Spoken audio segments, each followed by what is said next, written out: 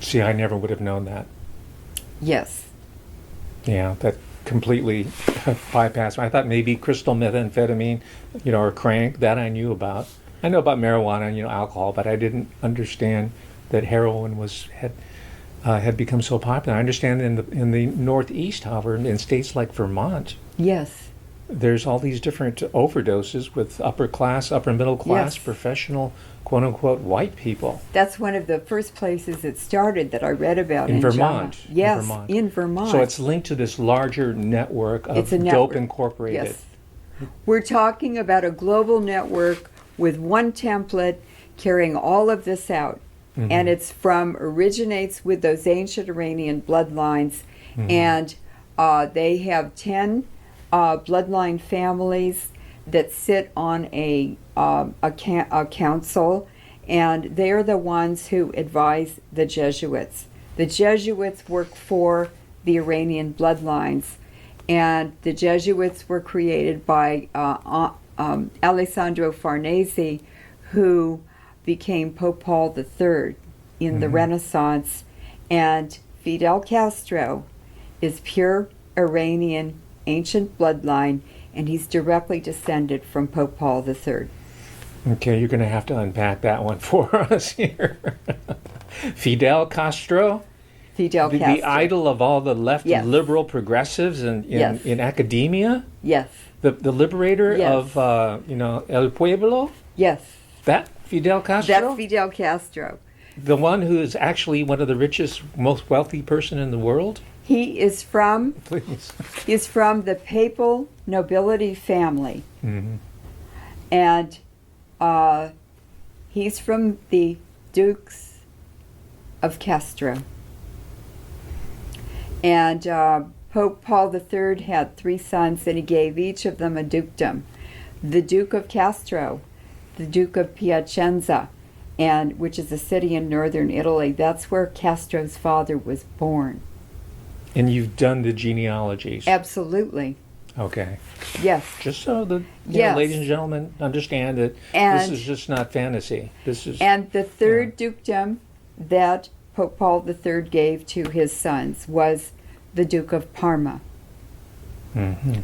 And so I was really shocked, and then I started looking at Spanish land grants in California. And there was a U.S. Supreme Court lawsuit in the 1850s. And when the Spanish government turned over their Spanish colonies in North America to the United States government, there was a treaty made, the Treaty of Guadalupe Hidalgo. Guadalupe and Hidalgo. 1848. Yes, that's right.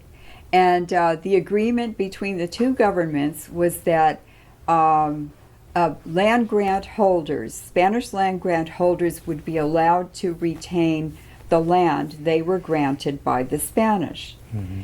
And as soon as the land was turned over to the U.S. government, the state of California immediately sued to counteract, to reverse that treaty, because they wanted all the land.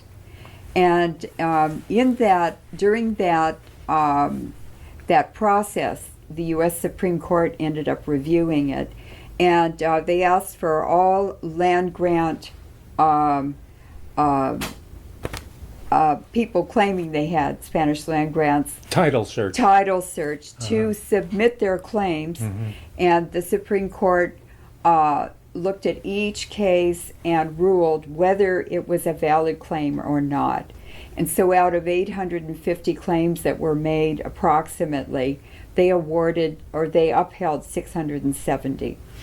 And then I started looking at the names of the grantees, and I was shocked because the greatest number and the largest amount of land was granted to people with the last name Castro. Ah.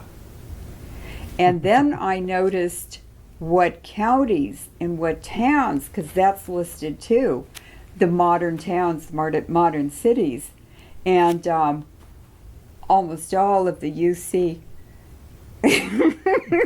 Almost all of the University of California campuses are where Castro land grants are.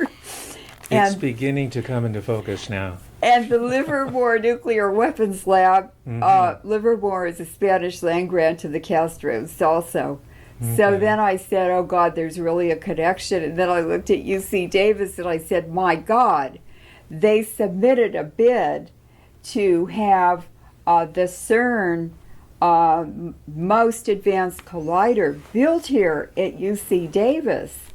And it is You're those, talking about the Large Hadron the Large Collider. Hadron Collider. Okay. Yes, and Japan bid on it, Davis bid on it, or California did, and somehow it ended up half in Switzerland and half in France. And I asked Laurence, why did they do that?